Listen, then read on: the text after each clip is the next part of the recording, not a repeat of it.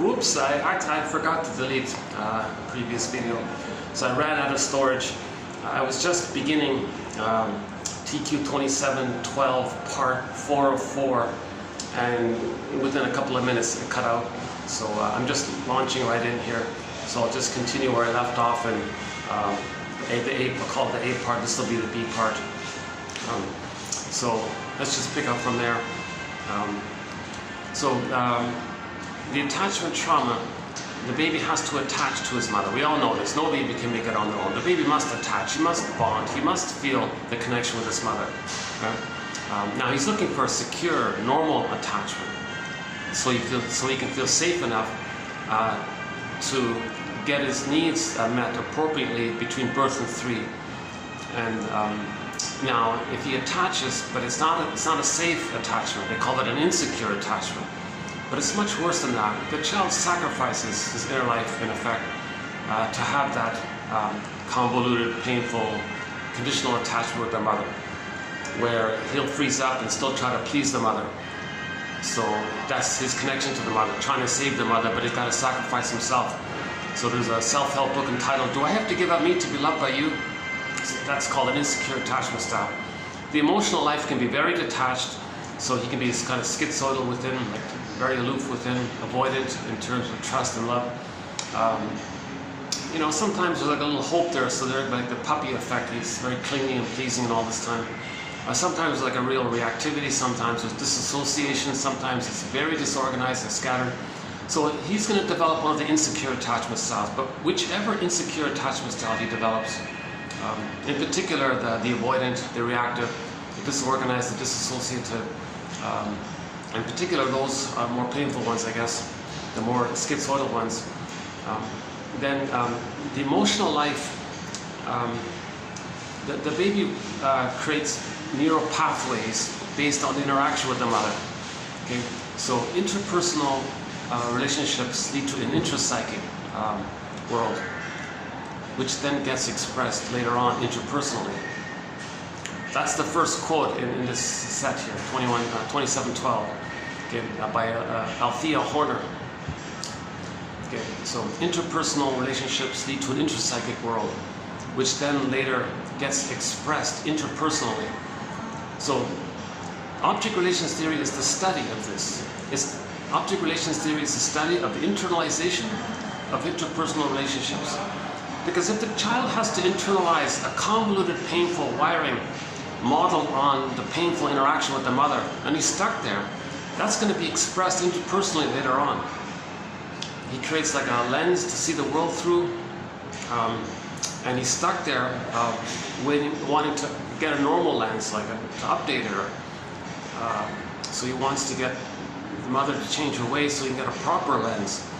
Right? So if he's left with a dysfunctional, painful lens, and it's set there, mother doesn't change her ways by the age of 3, and it's kind of set in there, he's going to be very dysfunctional, right?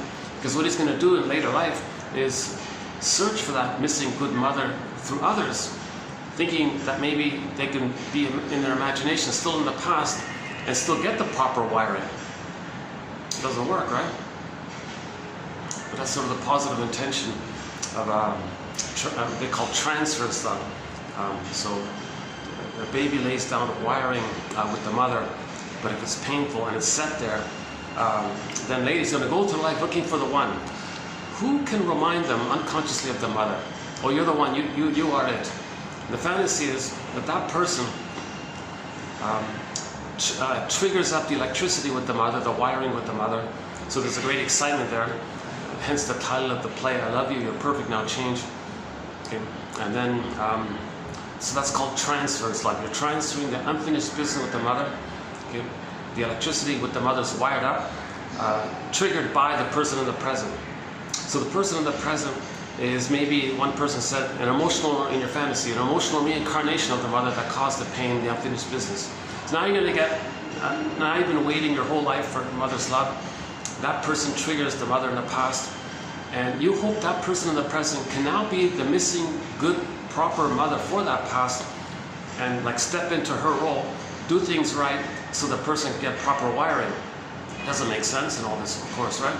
So that's called transference love.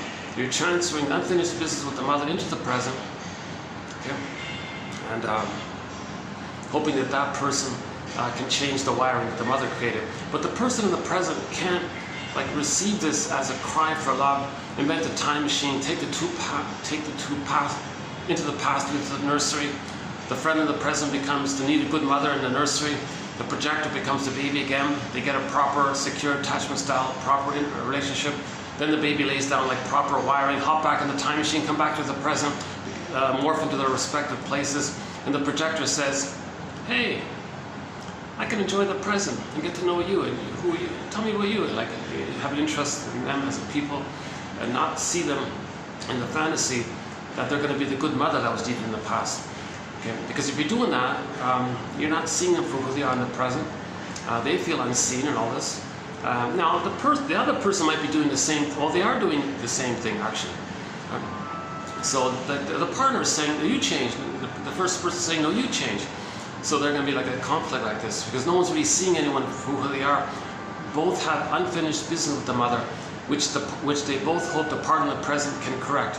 So repetition compulsion, or this transference love, is the fantasy to change the past, undo the past, correct the past, get the love that was deep in the past, and so on. Okay, hold on a second. Oh, I got the AC here, that's great. Still cooling off, can you believe it? Still haven't figured out what this silver cabbage thing is. I don't know if you can see it there in the middle.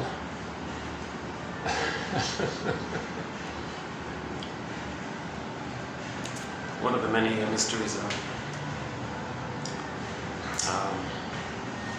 I'm in a rush here because I'm still having problems uploading my videos, as mentioned earlier. So I've only got this little 2-hour window here. That's why 2712 is taking such a long time to upload. I'll do 2 hours, wait a couple of days, do the next part, do the next part. So hopefully this will be the four parts here. Yeah, I think so, yeah, okay. So the first 3 parts, we laid down some of the psychology as a foundation. We need that foundation to make what we're going to talk about here today make some sense. So in this part here, we're going to do something called the symptoms of homo traumacus. It's edgy, it's speculative, it's brainstorming, no set answer here. I'm not a professor, I'm not a shrink, I'm not a doctor, I'm not a scientist. I only have a BA, I'm the compiler of the quotes. But I feel like,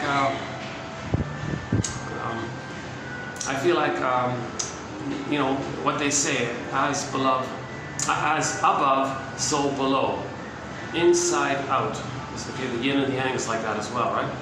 So the interpersonal relationship creates an intrapsychic world. That then later on gets expressed interpersonally, inside out, as above, so below.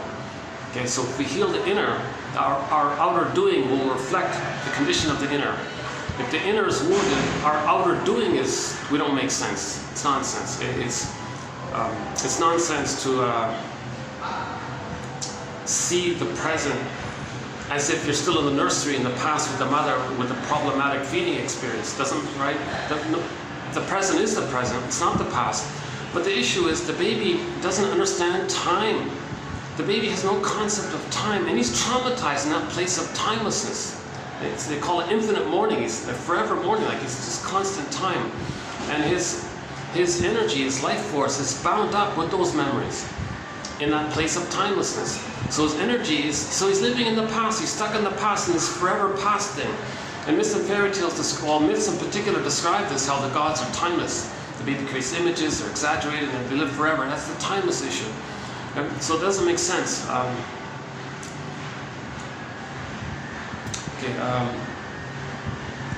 So let's quickly enter in the Greenberg quote from the film Greenberg. Not a particularly great film or anything, but there's a great quote from that film. Shrink said to the guy, "You have trouble living in the present. So you linger in the past, you dwell in the past, living in the past, because you feel like you never really lived it. Meaning the past couldn't be captured and given a time and a place. No, it's this infinite floating around ghost metaphor. But meaning the child can't know it, he's overwhelmed, it's this memory and it's blurred, he's disassociated, he can't accept it, metabolize it, perceive it, have it like part of the story kind of thing. So that's the idea of being haunted by the past ghost memory. Right? So again, the shrink said, so you have trouble living in the present. Okay, so he's not enjoying the present. He has trouble living in the present. Because what he's doing in the present, he's going to distort the present, misperceive the present, make up the present. He can't care because he's compelled and compulsed to see the present through the lens of the past, because the lens of the past is where all of his attitudes, his emotions, his heart, his energy, he's stuck in that past place. And in that past place, he was traumatized by his mother, okay? Or whoever, for the mother, whoever delivered the baby or removed the baby, that kind of critical time. He may have been traumatized in the uterus, in prenatal trauma. There's a lot of birth trauma or trauma shortly afterwards, right? And then those memories he creates, his energy is stuck there. And he can't just magically pretend it didn't happen and loosen up that energy for the present. Well, you can't do it. It's not like that. You can't just like snap your fingers, if somebody's traumatized and just walk away like it never happened. It doesn't work like that, right? The idea is to reorganize. The theory is, Loewald says, add secondary mentation to our primary process world. Like our conscious interpersonal is called secondary mentation. The early on one is called primary mentation, the timeless area. And if we add consciousness or secondary mentation and link it to some primary, because in the conscious mentation we see patterns. We see how defense is used to soothe ourselves around pain and memories. We see how something in the present is a metaphor for the past, an inference of the past. And then make these kinds of little links like this. Then the past, the metaphors, the ghost can be laid to rest kind of thing. And then more the energy of the past can then shift into the present. Then we can enjoy the present. So in normal development, we enjoy the present. We see the present, enjoy the present emotionally, right? That means in a relationship, people can make I statements and they're not going to react to the present as if they're in this frightening place from the past with the mother. That's still living in the past. So that's called transference love. If you see people in the present as the impinging, abandoning, frightening mother, right, that's the transference of the past. No person in the present is going to cause too much. Like in a love relationship, no person in the present is going to cause that kind of primal hurt on a person. That only took place in the nursery.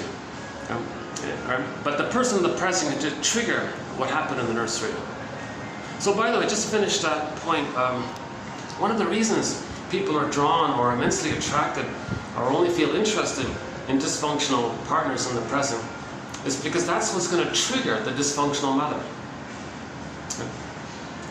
And you're doing this almost on purpose because you want to know and relive and re-experience consciously what you felt with the mother in the past. It's to make you conscious of the past. That's a key point. So if the person chooses someone who reminds them of the dysfunctional mother, okay, and then you're having this painful interaction with them. Well, first there was the bliss, the heaven, the honeymoon, and all this, right? But then you're going to be disappointed because they can't change the past. Now you're going to say, oh, you cheated me, you broke my heart, you're a liar. You're going to go on and on like this, right? Now you're getting a sense of what you felt with your mother. This thing that we're doing in the present is to know what happened in the past. That's the unconscious self at work trying to make us conscious of the past. This is Hermes flying across, a bird flying across. We're meant to pay attention to the Pied Piper. Okay, the Pied Piper, he's like an emissary of these unconscious processes. So the Pied Piper is like flies around. He's a flying around kind of character. So the Pied Piper is also like a Hermes kind of character. Any kind of magical character that can fly around in different worlds, sort of like that, right?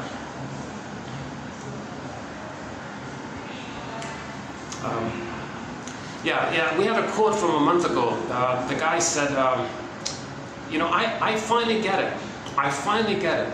He tried so hard to get the love from his girlfriend, the kind of love that he wanted from his mother. He tried so hard in all this. He did everything for her, tried to savored. He did the works. He tried everything, and he could never do it. He could never quite get that love that he was missing. And he realized that that's what he experienced with his mother back then. And he realized if that girl who's just like the mother can't provide the love that he needed, he's got to give this up.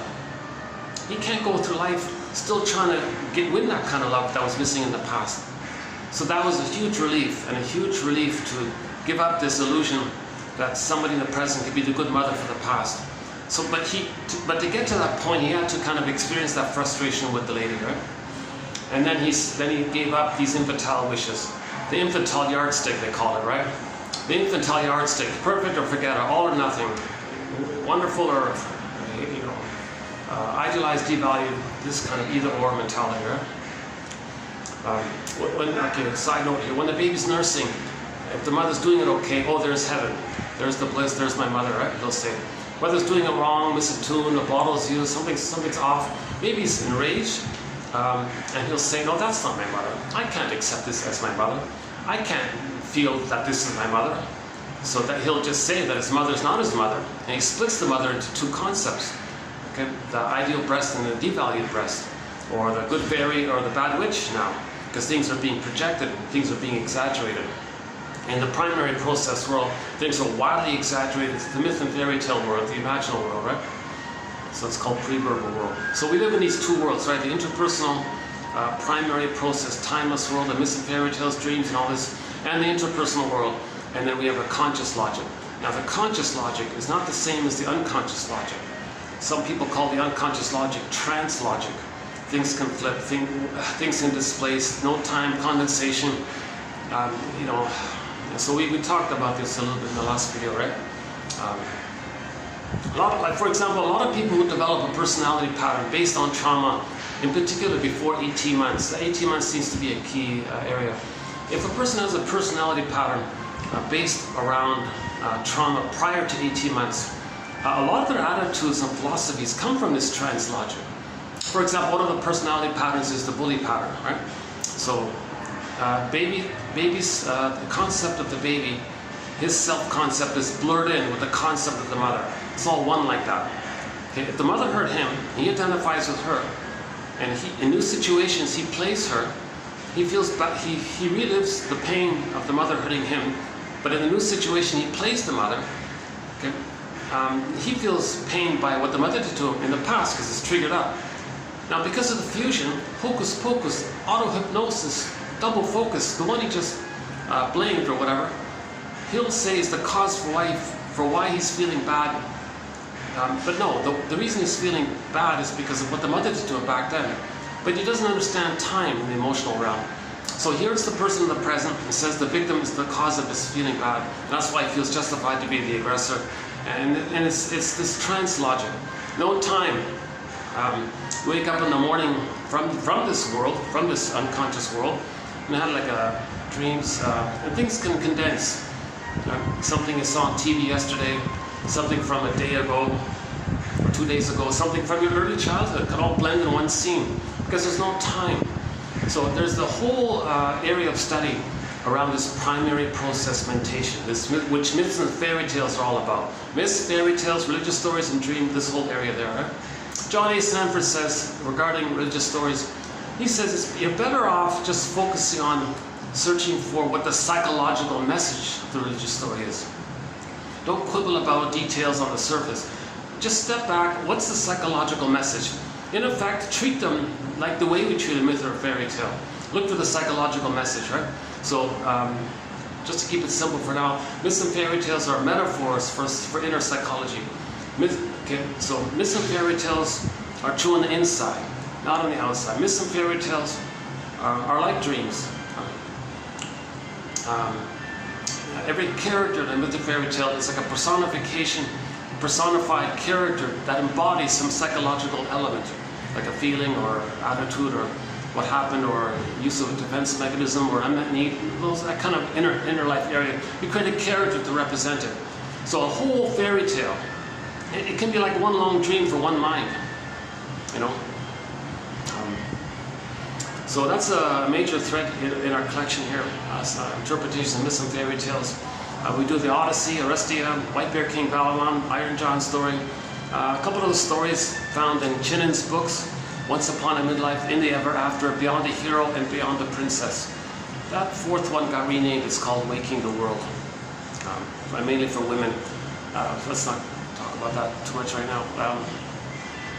Reason I'm feeling a little anxious because I always have this.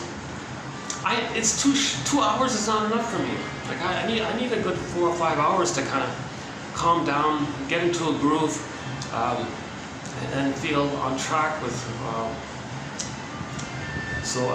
That's why I'm really hoping I can somehow sort this issue out with the storage and internet speed. Something happened about a month ago with uploading videos. I've got videos from like a month ago that are still trying to upload. You know, they processing, fail, retry, please retry, please retry. It's been going on like this. So I only kept this little 2-hour little space that I have here that I keep using. Hopefully when this issue sorts out, I'll go back to the longer videos,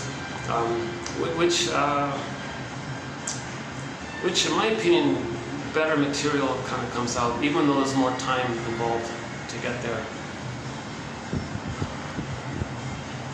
I guess I gotta feel a certain level of clarity that I did present enough substance to feel justified to kind of speak further. Maybe something like that.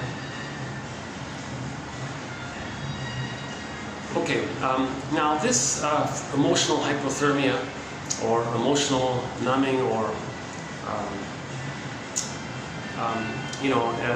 so in myths and fairy tales, it's usually like when something's frozen or petrification. Echo in the narcissist myth turns to stone. Echo and narcissist are two aspects of one psyche, of one person. Echo means the person's soul, their feeling life. Echo was a statue at the end, and narcissist was addicted to this hallucination that he's a little god. All babies think they're little gods in the beginning. It's all about them, and he's stuck there. So that psychological dynamic of this hallucination that it's all about you, they named it after the little white flower that gives people hallucinations and all this, right? So that's the genius of those these storytellers from long ago. Like they're amazing. They knew a lot. Lao Tzu about the yin yang. Like we're looking for harmony between an inner. It reflects the basic dynamic, I think. So usually it's sun and moon, right? Like, so the moon is the feeling, and the sun is the doing. But for a person, it's the beingness. That's the yin. Okay, the dark portion. That's the yin. That's the beingness. If the beingness, you have your beingness, then your doingness, the white portion. Okay, your act of doingness comes from that healthy beingness, and it's going to be normal and beautiful and harmonious, and things are smooth and relaxed. And joy runs the console. We know our true self, which we express, and there's love like that, right? When there's that kind of harmony within us. But if the inner life is damaged, if the inner life is wounded, then our doing is distorted. So that yin-yang symbol kind of presents sort of the basic premise, and someone called it a symbol of the self, okay? Because the circle that holds the two, that's like a symbol that we want that. We want to be like that Tai Chi symbol. Woodman says, she says this a lot, that if our doing is distorted, it's because our feeling is wounded. Kristen Wilson, we play a clip of hers a few times. Sometimes she has a 9-minute clip on a speech called Ooh My Soul. A very good speech, sort of a key speech we've been playing here for the past little while. She says, if you're not in your body, meaning as an abbreviation, meaning you don't feel that you're in your body, you're numb, right? Emotional hypothermia, or emotional numbing, or alexithymia, and you don't feel that you're in your body. Of course you're in your body, but you don't feel it. So she says, if you're not in your body, you're not making sense, literally, because sense of self. You don't feel your sense of self. You have a sense of, you have a self, but you don't feel it. When you feel your sense of self, then your doing is normal. But if it's pain and numbed over and all this, and then because you don't feel your sense of self, then you're not going to make sense, she says. Okay, so the quote is, if you're not in your body, you're not making sense, literally, and it's disembodied discourse that causes all these confusions and problems and troubles, and or even destroying the planet by it because of this. It doesn't make sense to destroy the planet, to replay symbolically the problem with the mother later on to reflect the problem with the mother. That's really, oh my God. All we got to do is observe our present behavior as a mirror, a metaphor, like a message from our unconscious self, telling us what happened in the nursery. There's a corollary, like an analogy or something. Inside out, as above, so below. Okay, there's this kind of phenomena. So this is all traced back that the organism seeks healing. Everything in nature, when it's wounded, is going to try to heal. Humans have feelings and bodies. We're trying to heal. So this healing issue is called repetition compulsion. With never-ending fiery ardor. New situations, replay what happened to see if you can change the past. Okay, so the baby is traumatized. He has attachment trauma, relational trauma, got these painful wiring inside. He's got these flawed, the wiring is, his sense of self and his sense of mother are still blurred, and things are fragmented in this blurred state. So he's got unmet symbiosis. He didn't feel enough love to leave the mother, so he's got a mother complex. Okay? And then there's a lot of rage about this. He's got a lot of greed, envy, spite, vindictiveness, grievance collecting, infantile yardsticks, can't mourn losses, so huge contempt and sour grapes. Didn't need them anyways if there's a loss. So-called fiery victory and grandiosity, searching for power, status to maintain, and cynicism and shadow. It's all this troubled area. This is trauma. These kinds of things just mentioned, these are signs of trauma. Okay? Again, symptoms of trauma. The word symptom means sign or signal of trauma. So the symptoms of trauma, like greed, envy, spite, vindictiveness, and so on, down the list, okay, that's a sign or a symptom of trauma. So in our list that we'll do here, called the symptoms of Homo traumicus. So I'll see if I can get this in. I'll see if I can get this in this video. If by chance I don't, I guess I can do a part 5. Yeah. But I've got the AC here. Luckily, this is the rare time when there isn't too many guests. It's sort of mid-afternoon here.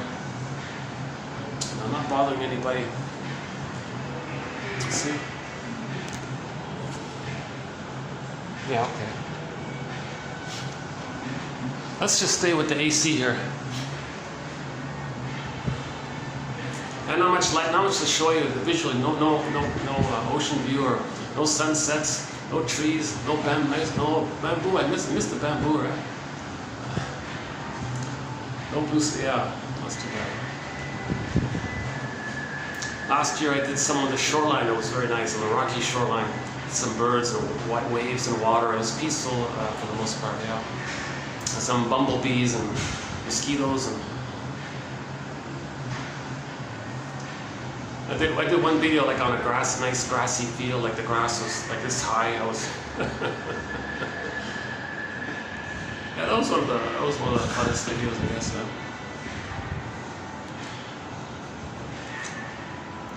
So one famous self-help author says, everything's love or a cry for love. If the child gets his needs met and his psychic structure is differentiation, he knows himself, has a conscious ego that recognizes his uniqueness, which he then expresses, that's love. That's his enjoying the present, and that's normal. So relationships, I'm okay, you're okay. Loved by the mother, so he's okay. Mother was loving, so she's okay. That allowed the differentiation of whole object relating, of him having like a sense of personhood and feeling and really noticing the personhood, feelings and deep heart needs and life force and tears of the other person. So there's like a whole object relating. So there's your normal empathy and normal understanding that we're all like human family, members of the human family. You know, Jane Elliott says, technically speaking, we're literally, she believes, and she has evidence for this, that technically speaking, we're all African cousins. We're all cousins from Africa. Like the source point is we all came from this massive family 150,000 years ago. Actually, 1 million years ago. We used to be Homo bodoensis. Okay, we all came from Homo bodoensis. The hominid that we came from was Homo bodoensis, one theory is. It took us a million years to become us. It took us as our prior version of us called Homo bodoensis. It took us, that us, a million years to become our current us, Homo sapiens, 150,000 years ago. So we all came from that Homo bodoensis. That's like in the Eastern Africa area, right? And that's the only hominid that kind of adapted in all this. So we all came from that Homo bodoensis. So we're really deeply all one family. We're from that one common hominid, you know. And then we became Homo sapiens. So we're just an evolution of ourselves, right? And that took place roughly 150,000 years ago. Now with that, when we developed that new evolutionary thing called the cortex, so we grew the cortex. It took us a million years to grow the cortex, interestingly enough, right? So in our earlier version of us, we used to look like us. Homo bodoensis looks like us, but he doesn't have the cortex. If you look up Homo bodoensis, you'll see one artist's rendering of it. I'll forgive the artist for his personal take on it, whatever. I don't think it looks like the way he's showing it.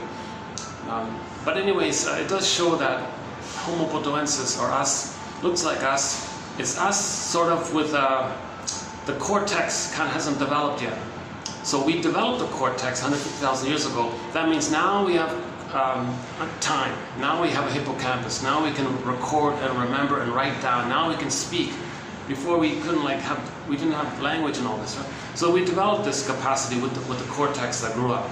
So when we got the cortex, then we spread around and settled in different places. But we're still from that massive family. So Jane Elliott says, you know, yeah, we're all from Africa and we're all cousins in this one human family, you know. But when people settle around different places, while people were in different places, we became a traumatized version of ourselves, which we're calling temporarily for the time being Homo traumicus, or Homo sapien traumicus. Maybe that's more accurate, right? Homo sapien traumicus. So for the time being, I think either we're Homo traumicus, no, we're still the same species, right? We're a traumatized version of ourselves.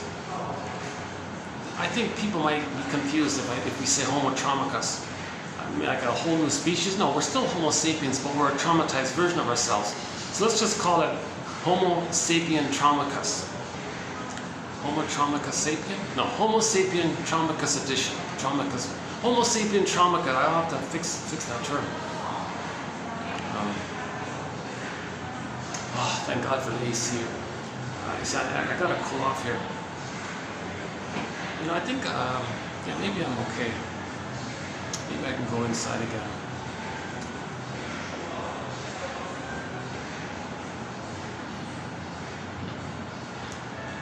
I feel bubbling with this enthusiasm to get a lot of ideas out, because there's so many points that has to kind of, there's so many like important little pieces of the puzzle. It's hard to see the whole picture without all the different little pieces.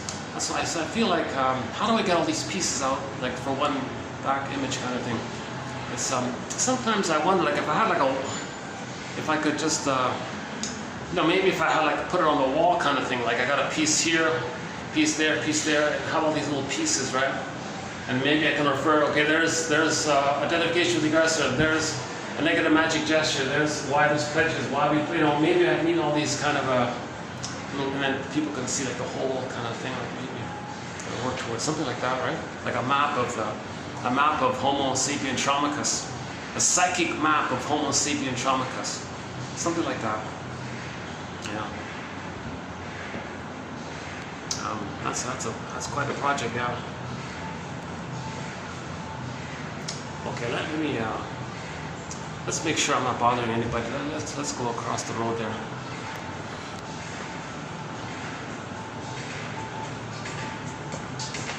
Oh yeah, okay.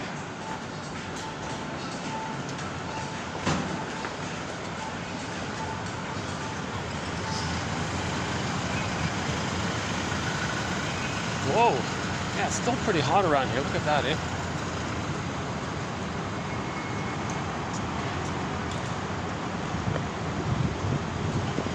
Still trying to figure out what this thing is.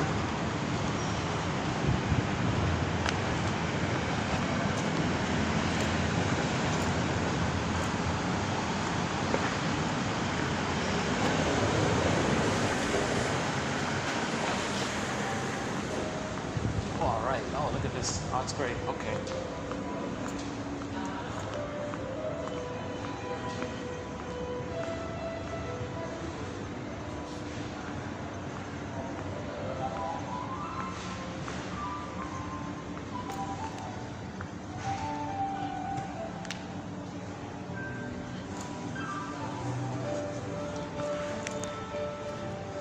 Let's try this for a bit. Oh, let's get some back support here. Am I gonna get this in? Jesus.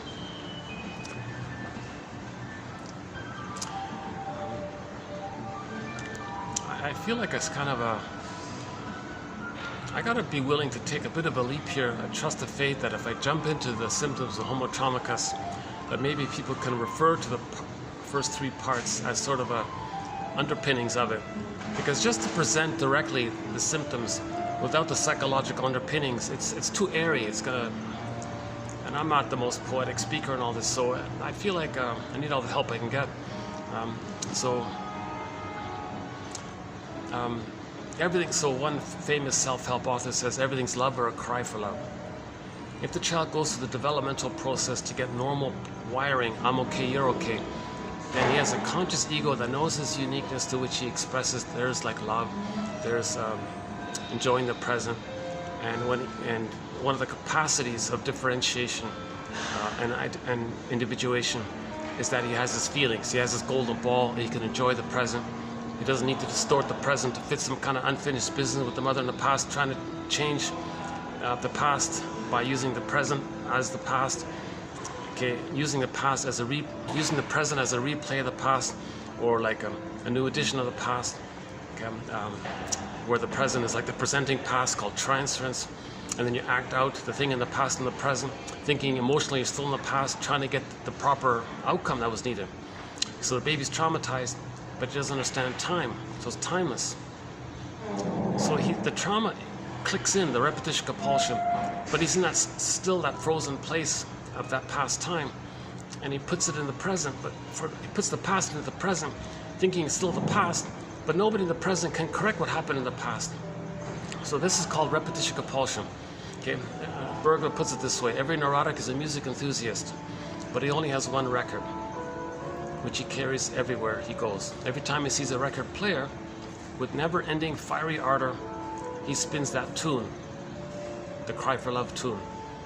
Everything's love or a cry for love. If the child gets good enough development, he can enjoy the present, he's fine, right? He can be an elder, generative, he can mourn losses, and he's kind of loving life with a variety of songs. But the neurotic only has one song, that cry for love. And he keeps replaying that cry for love over and over again, and it becomes more demanding. It causes more anger and stress. So this is the issue. We got to stop repeating the past. We're going to keep on repeating the past. So to know what happened, we'll stop repeating the past when we admit that what we're doing in the present is a sign of a signal of what happened in the past.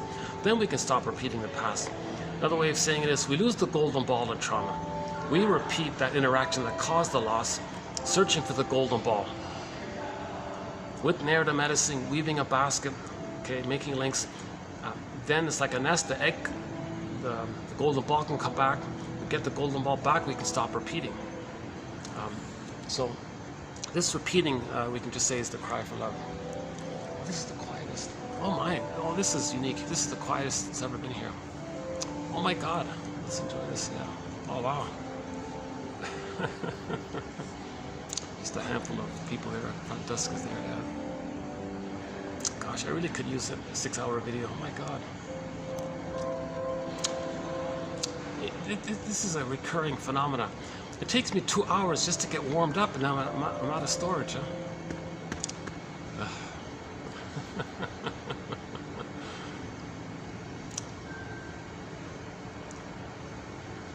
Okay, the way this is going, there's going to be a part 5, yeah. There's going to be a part 5. There's no way I'm going to get through this list in 1 hour.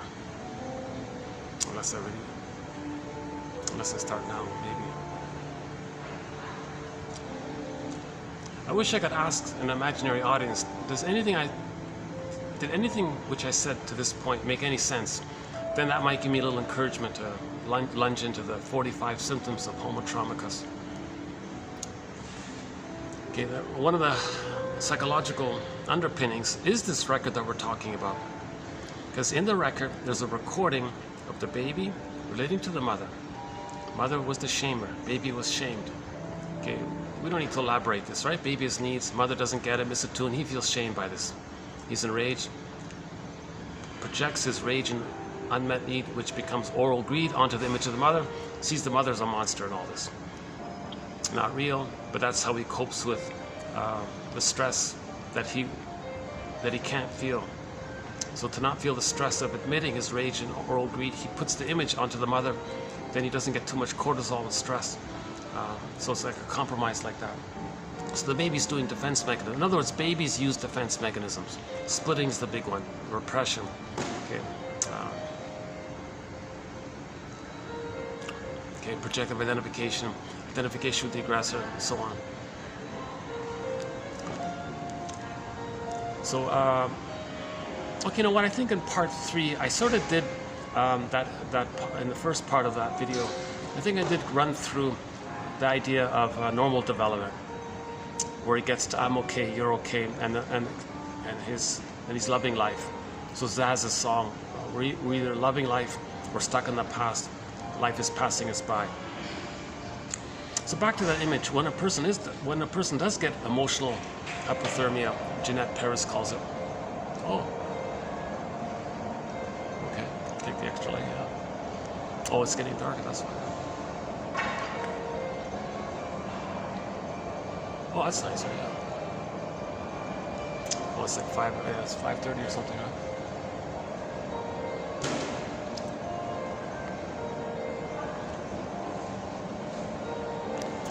Yeah, I'm sweating here already. Look at that, eh? I really didn't personally adjust to this heat, this increased heat.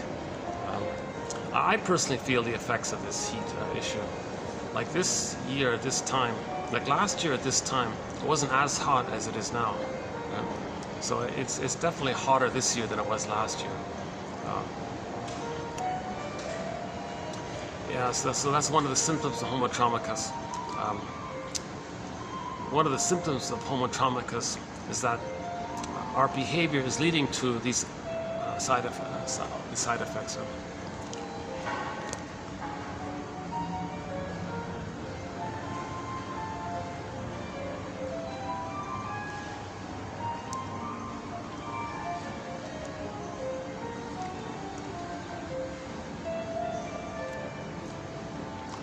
So let's do the record part quickly.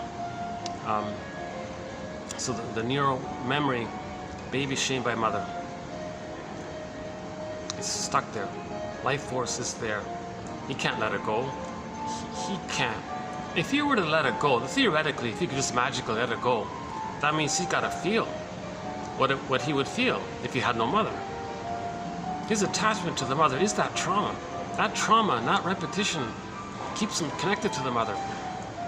So he can't let it go. The baby can only let go of the mother if he first gets enough love to feel safe to do so.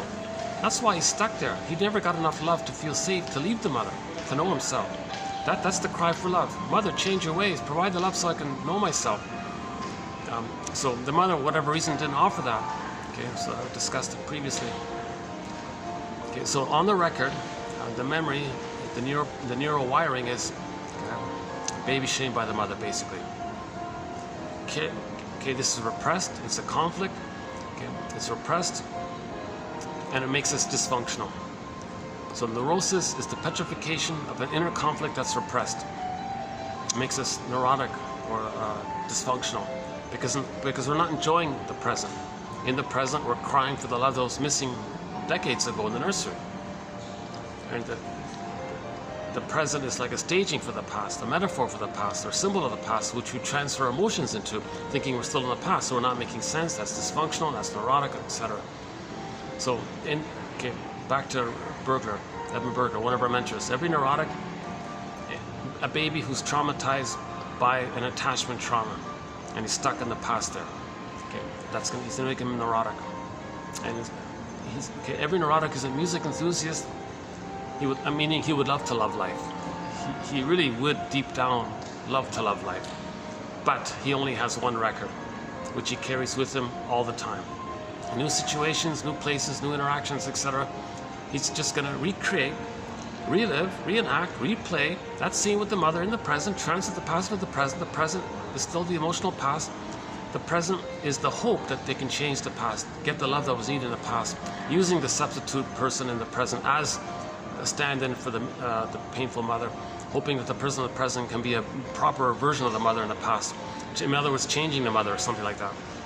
So that makes people dysfunctional. So this is a key issue here. Now on that record, there are two characters on there, baby and the mother. Baby was shame, he was like the victim, let's say, and the mother was the aggressor. Okay. Now, the key concept here.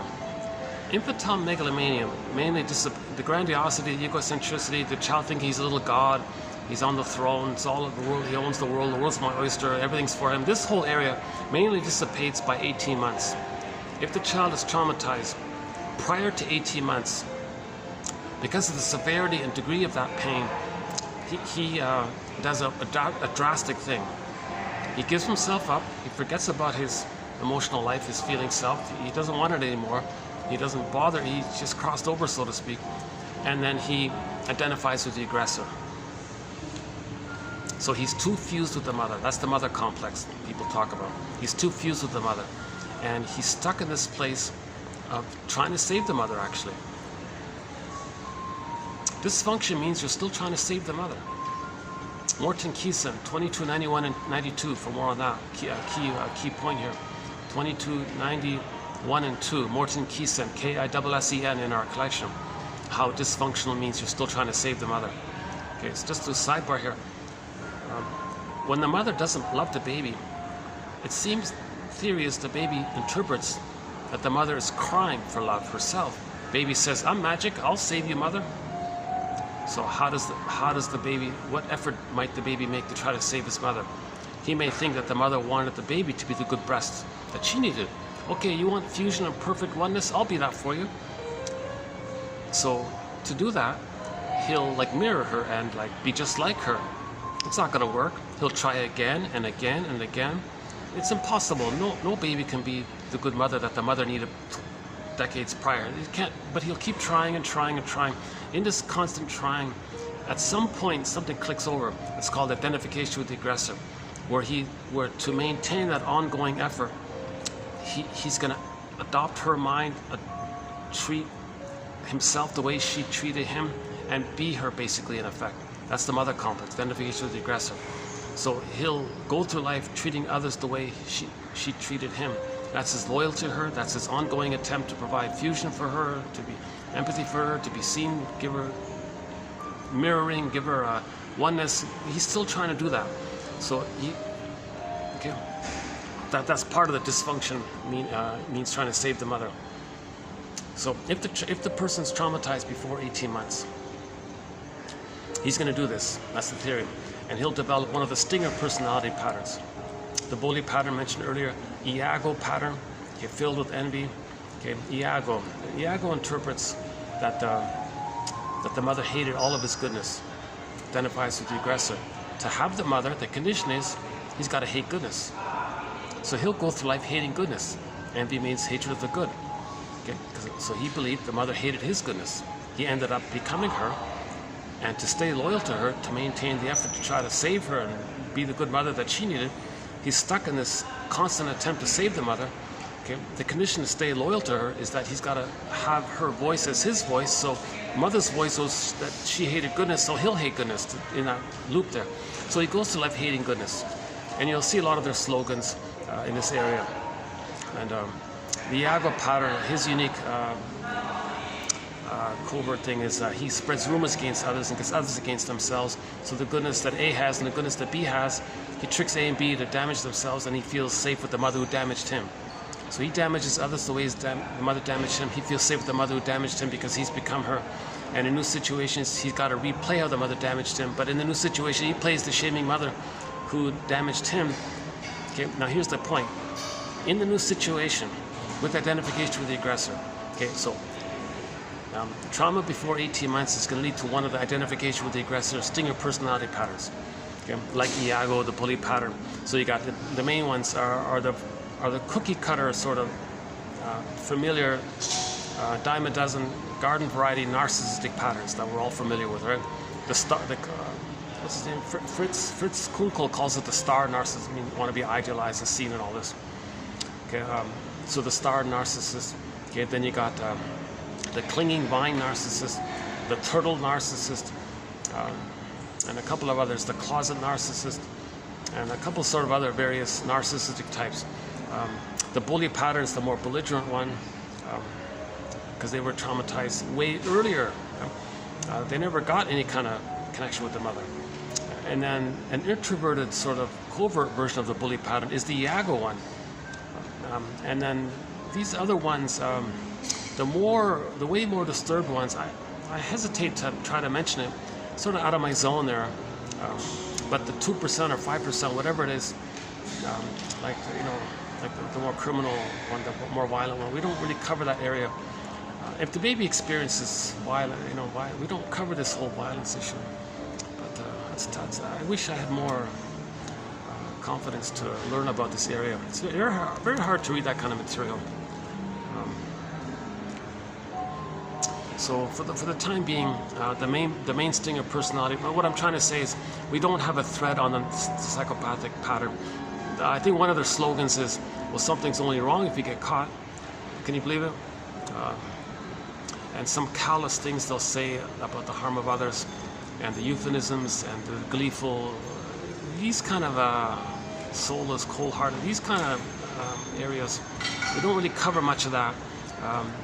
We have a couple of quotes by Bergler, one of our mentors, a little bit in that area, but it's undeveloped. Maybe in the future we'll see if we can understand it. But so we're covering mainly, the 95% of us, basically.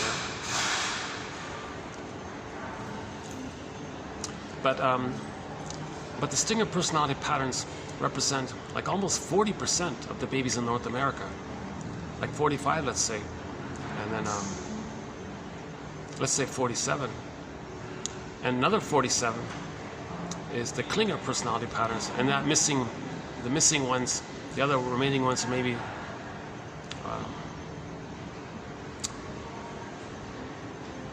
the ones who achieve on one end the psychological birth, and the other ones on the other end or something. So in other words, a lot of babies are getting an insecure attachment style. One estimate is 90% of the babies in North America are getting an insecure attachment style. Of that 90%, roughly half in the stinger, the other half in the clinger. The clingers are more benign, they're childlike, they don't want to hurt others. Actually, they self-sabotage, they just replay being hurt. They just coax others to hurt them the way their mother hurted them. So they don't hurt others, they just relive how mother hurted them and getting others to hurt them. But the stingers, they can't relive that. So that's the issue here. If the trauma takes place prior to 18 months, okay, then they develop one of those stinger personality patterns. Okay, one of the narcissistic patterns, bully pattern, Iago pattern, lower functioning BPD pattern, and all that whole psychopath, that other one, that other area. Okay, they identify with the aggressor. Okay, so now let's go back to the record. In the new situation, the record is mother shamed them. But in the new situation, when they recreate and restage like a theater thing in the present, they're going to play the shaming mother who shames them. Okay. But the stinger personality patterns is that they're going to project themselves onto others. They're humanists. They're wounded innocence humanists that's so flawed and feeling of defectiveness and shame and hurt and embarrassment, all this icky feeling, whatever. They don't want to feel that anymore. They hate this area. So the trick of the mind is they'll see these qualities in them onto others. And others, innocent, non-threatening, substitute others, innocent others, okay, clingers, however it is they're safe, they'll stand in for their innocence. Okay. So in the new situation, they're going to replay the mother shamed them. So they'll be the shaming mother who shames them, but they're going to see them onto others. So the behavior is to not feel how the mother shamed them when they play the mother who shames them, to not feel that. They got to see them onto others. Okay, so it's like an emotional, so-called emotional triangle. They'll scapegoat the other.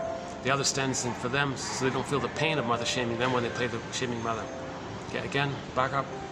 The record says there was a baby who was shamed by the shaming mother. New situation. They're going to play the shaming mother who shames them. They got to find someone to play them. So they'll look for a non-threatening substitute other, an innocent other. Okay. For example, if two narcissistic people get married, they may do that to one of their children. They may scapegoat one of their children because the child is safe, easy to do for them, that kind of thing. So in the new situation, they play the shaming mother who shames them. So they need someone else to stand in for them, so that when they replay the record and they act like the mother, they gotta shame the other who represents them. So they're gonna shame others to be loyal to the mother who shamed them. They're replaying how the mother shamed them. So they play the shaming mother, but to be loyal to the mother, to replay that record, they gotta find someone to play them. So they're actually shaming them. They're shaming themselves seen onto others, but the others are the victim of this behavior. Obviously, that's why they're the stinger personality patterns. They're hurting others to replay the mother hurt them. Hence the general phrase of them being the stinger personality patterns. So now the mirror is, the stingers doing this are meant to know that that's what the mother did to them. Them hurting other people's souls, that behavior is a mirror, like a reflection, like a communication from Hermes. That's what your mother did to you. You're doing to others to know what your mother did to you. This is the positive intention of this. The unconscious is called amnesic memory. It's recorded in the brain. It's in this unconscious world that leads to a double self character, a secret self character, shadow self character, okay, a double self character, shadow soul character. Okay, this character, that's us. Okay, so it's like there's the one who walks with us, who's not like us, who is us. Someone's living my life and I know nothing about it. So there's this repressed us, this denied us, this whole side, this denied self, this repressed self. Okay, it's trying to communicate to us. Okay, so we're trying to heal. Healing means wholeness. We're seeking wholeness. Okay, so we're seeking healing. The wholeness is you got to accept this denied self. Okay, so usually you dialogue with yourself, kind of thing, right? So in literature, you create a character called a double self, who's you, and you dialogue with yourself that way. Okay, that's the story, the double motif in literature. Okay, Otto Rank's essay, The Double. I highly recommend that one. So let's not do that one here too much. Phantom of the Opera, similar idea. Okay, that uncanny feeling that young lady, sad. She was pretending to be happy, but she's getting symptoms.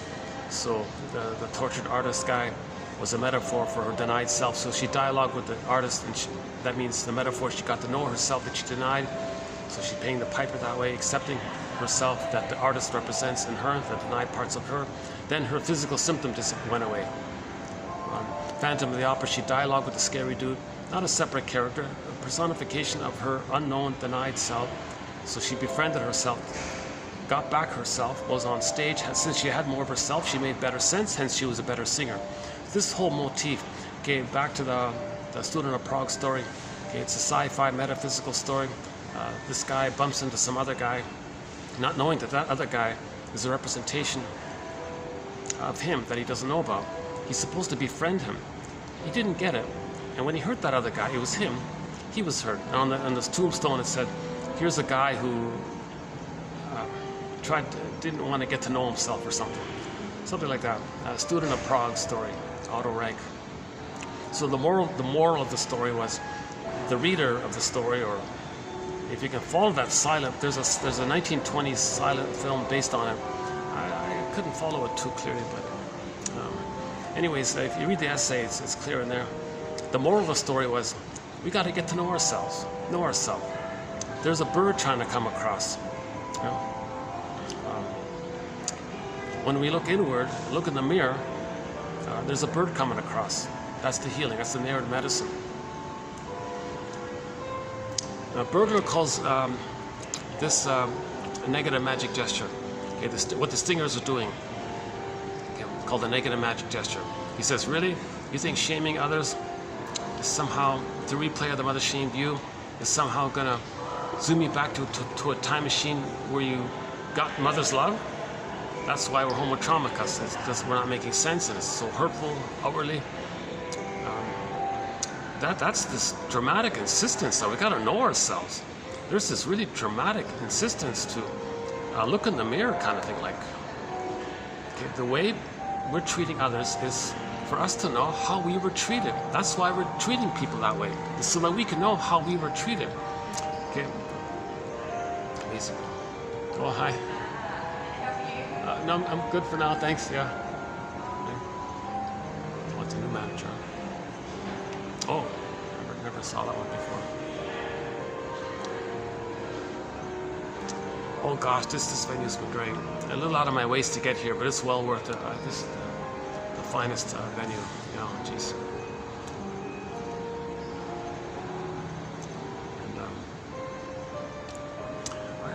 You know, it's a pity about the air conditioning. This spot, for some reason,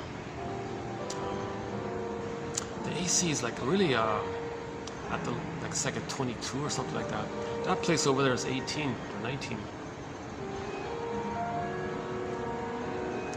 Okay, hold on a second. So, another nice thing to do is they always put new, every time I'm here, they put new flowers here.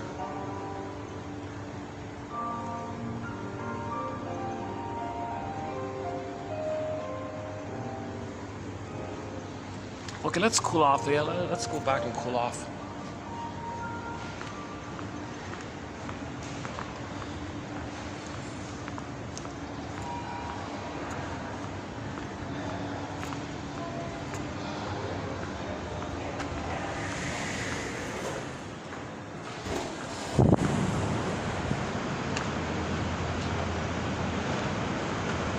Everything okay? Is it okay? Is it okay?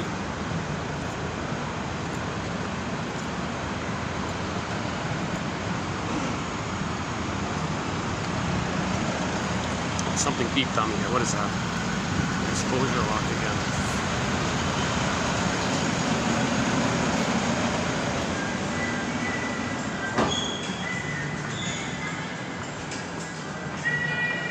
Oh, what a difference. Oh my God. Look at that, yeah, 19, yes. Oh, what a difference, my God. Oh, what a relief, Jesus, yeah.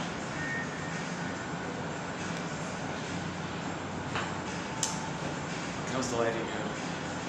Not the best.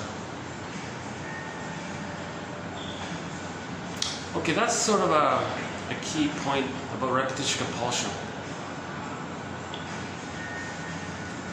So by the way, if the baby's traumatized post 18 months and then ends up with one of the clinger, pleaser, caretaker personality patterns, they're still childlike. They're like little puppies in love kind of thing. Still, you know, eager and still hopeful and looking for the good parent. So they still can attach like that. They still can, they trust. They're still in that kind of place, like an innocent child looking for the good mother and all this. So they're the pleasers and clingers. The pleaser idea, again, the baby's always trying to save the mother, please the mother, take care of the mother. So they're still in that kind of place.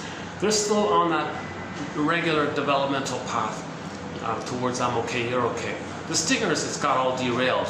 They reject themselves, identify with the aggressor, and give up on emotional development, stay frozen and angry. So hence they're the stinger personality pattern. So they got more work to do to make some kind of turnarounds kind of thing, right? It's a therapeutic turning point, you know, when a person can make that kind of link. That what they're doing is for them to know what happened, kind of thing, right?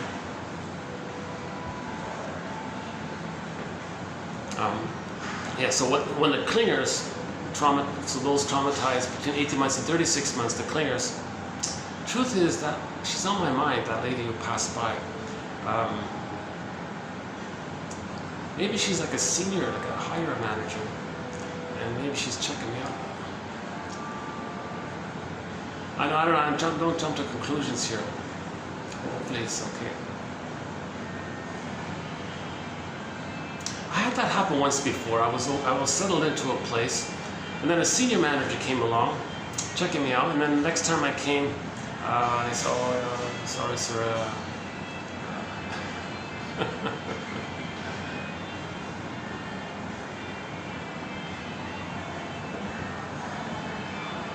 No, I'm okay. I'm okay.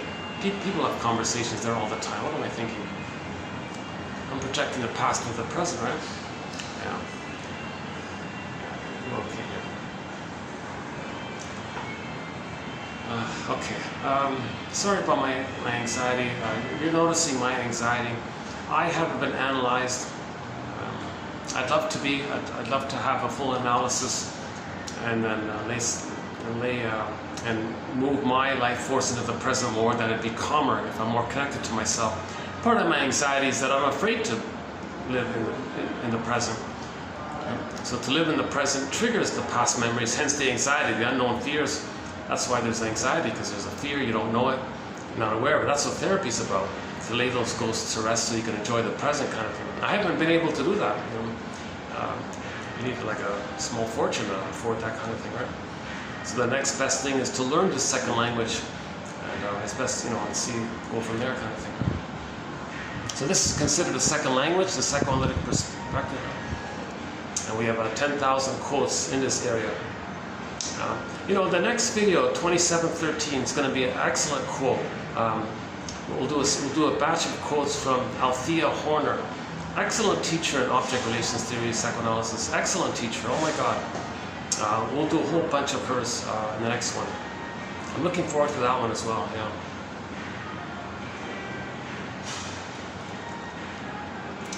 She says things like, okay, let's wait. She says some interesting things, yeah.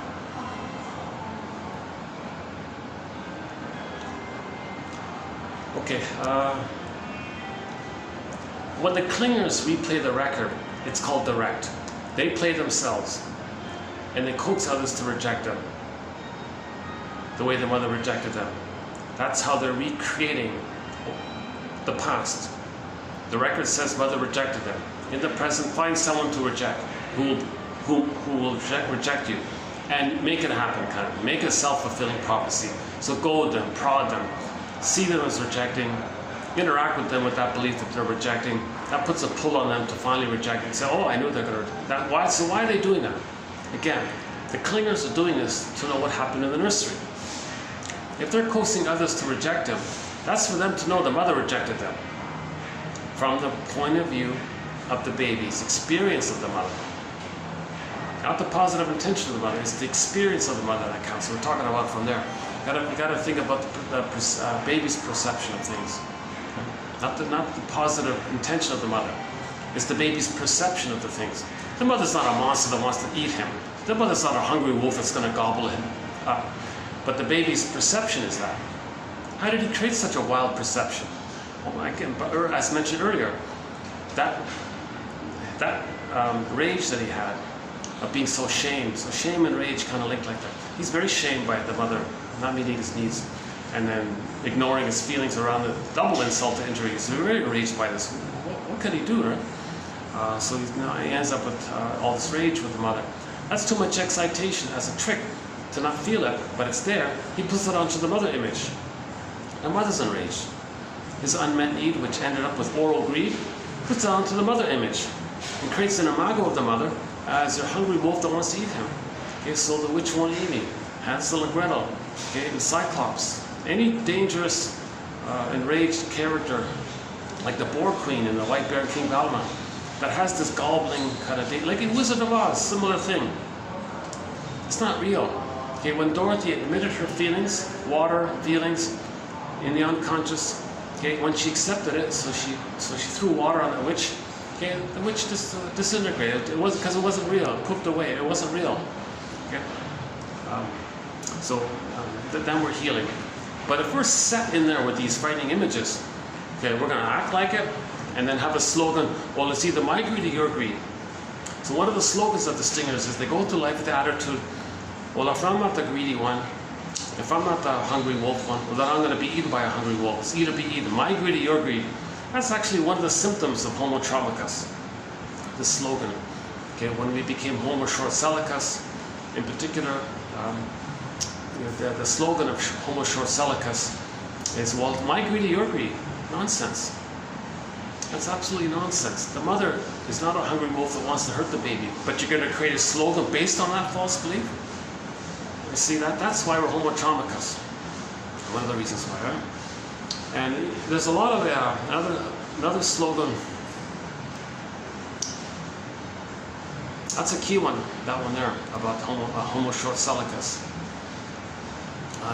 Another term for homo economicus, two terms for homo traumicus as well. Right? That the mother short sold the baby, stole the baby's emotional land, short sold the baby, exploited the baby, used it, okay, extracted from it, exploited the baby, gave the baby emotional poverty, okay, plundered the baby's soul. Identify with the aggressor, new situation, see their innocence outwardly, do to others what the mother did to them. That's their loyalty to the mother, imitating her, hoping that the mother will feel seen and loved by the baby's behavior. So hurting others, they're trying to still save the mother. We're not making any sense in this. Destroying the planet, still trying to save the mother in the nursery in that attempt? Well, what a disaster, right?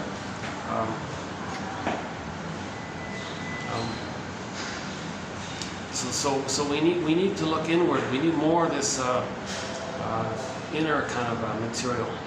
The psychoanalysis, it's clumsy with the jargon, but like Robert Bly says, forgive psychology for its jargon. Come on, people, just forgive it. He says, read psychology, the study of the soul, every day for 10 minutes. And that's the idea, right? To weave a basket, and the healing comes in, right?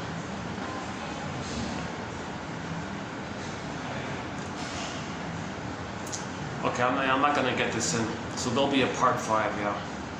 I'll come back maybe, I think I can come back tomorrow, or either tomorrow or the next day to do part 5. Okay, in part 5, I'm really just going to jump into the points here. I'm going to jump into this. Yeah, here it is here. I keep wanting to lead up to this, but definitely in part 5, when I start the video, I'm going to just jump into it, because I don't feel I can ever. It takes me 2 hours to lay the foundation, but in part 5, I'll just assume I've just got to leave it the way it is, that the foundation was more or less set in the first 4 parts. So let me just take it easy for the next 50 minutes here. All right.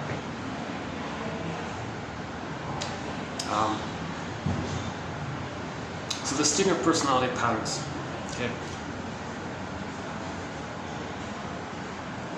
Maybe what I'll do is maybe I'll pick up where I was in the last video about 2 clips that we played in part 1. In part 2, sorry, in part 2, we played a couple of clips, and I've been talking about those clips.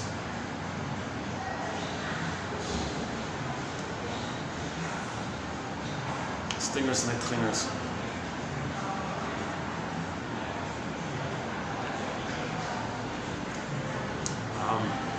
So in one of the clips, it's from a song by a folk singer, controversial figure for me. But anyways, I took out one little segment of the song, like a couple of lines from the song about this issue of prejudice. What is it with this prejudice? What is it with this shade of beige to shade of brown tone of skin issue? Like, what is it about that? He was trying to address that. And he said in there, come on people, it doesn't make sense. This is a trivial, superficial, biological variation. And we played Carl Sagan's clip as well. That to react dramatically because of this trivial biological variations. So how do we understand this issue of the skin tone? So there's no white skin, there's no black skin, forget all that nonsense. It's kind of tiring to always hear that, even Michael Jackson's song as well, meaning and all that, but it's still, the image is still, nobody has white skin. Nobody has skin like this, right? Nobody has that white skin. There's no such thing as, our skin tone is based on how much melanin is going on in a person. This melanin chemical reacts according to how much sun exposure a person gets. Okay? Less sun exposure, less melanin, so the tone kind of affected. More sun exposure, the melanin affects that way, so everybody has like a quantity of melanin that leads to some shade of that melanin. Okay? So the melanin has like a range from like a light brown, like a beige, to a dark brown, like maybe like a dark. So it's just all brown. Eliot says that shade of beige is technically a shade of brown. So we all have a shade of brown tone of skin. Okay, we're all Africans. We're still all Africans. Just some lost the tan, basically. We're still Africans. Think of it that way. And we're all cousins. We're all African cousins.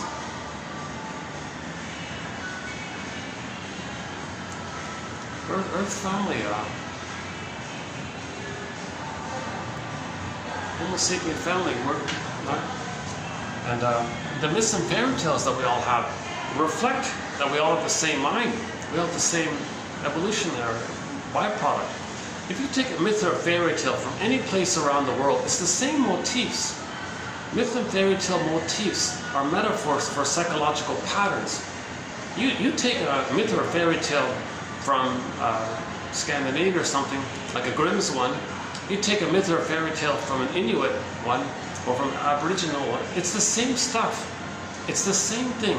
It's just trivial local variations of it, but the psychological message is the same. So, like repression. Okay, something pure gets repressed. Okay, now the pureness is the embodiment and the feelings.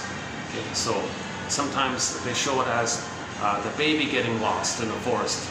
Okay, in the Pied Piper of Hamelin story, the children were lost in the forest.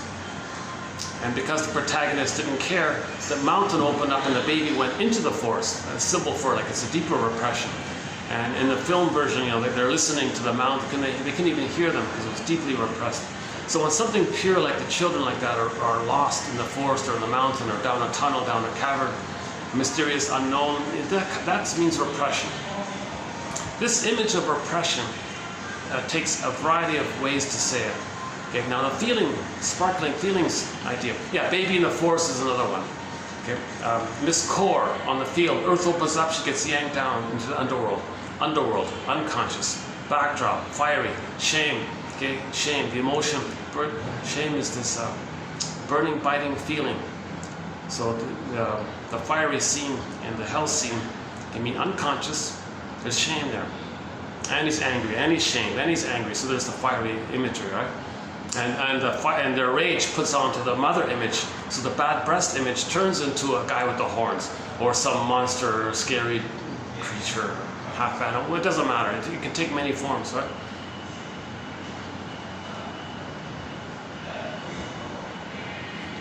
Okay. So the repression is one. Okay. In the Disney film Inside Out, joy, sadness gets zooped away in this magical Neverland or Alice in Wonderland world. So Alice in Wonderland, Neverland, all these kind of places, that's the unconscious, right? So something pure like joy and sadness. So joy, the character's reference here is the Disney film Inside Out, joy and sadness got zooped away, meaning repressed. Oh, this is normal temperature. Oh, this is great. Oh, Jesus. Yikes. You know, I notice this about myself, sort of a personal aside here. It's taking me much longer to cool down. Like, if I'm hot and I go inside, I'll cool down to normal. But now, I'm never really fully cooling down to normal. I feel like I'm in this my body temperature hasn't gone back to normal from last year. Like, I feel like something's constantly on a higher, I feel more sensitive, more vulnerable to heat. And my body's afraid to just set back to its baseline or something. So when I'm hot, I'm already kind of sensitive to heat, so I'm becoming hotter. Like I'm afraid that I'm easily hot. Something like that.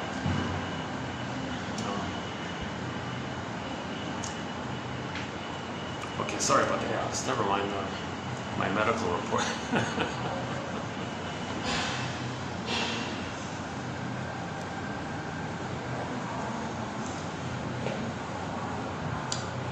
So we were talking about the commonality of fairy tale motifs, myth motifs, and that they're metaphors for psychological dynamics. So you take the anthology, the Grimm's anthology, or the Inuit anthology, or Navajo anthology, anyone, any place, anywhere. You take that anthology of myths and fairy tales from any place around the world. Every culture usually has one, right? In Italy, what's his name again?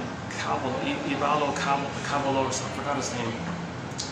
Cavallo, something like that. He compiled. He was like the Grimm's guy for the German ones, right? And so it's the same stuff. Oh, the Lang series, right?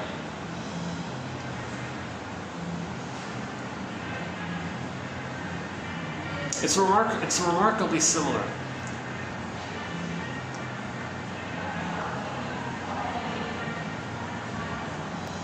So yeah, in every myth or fairy tale, it might be some kind of magical character that represents the processes of the unconscious. So he's like a voice of the inner healing efforts or something like that. Like the Hermes might be like that. Or some kind of trickster. Usually it's a trickster character. Some kind of trickster character might be in that area, right?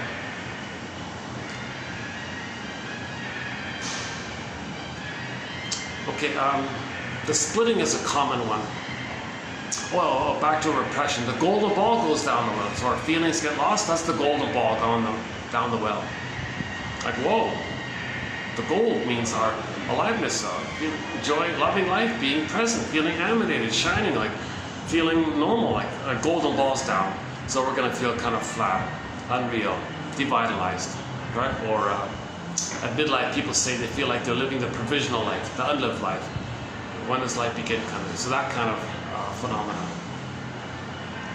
So if the person loses their golden ball, they're going to search for it. So the princess said to the frog, "Hey frog, bring up battery. Oh, hold on a second. Battery.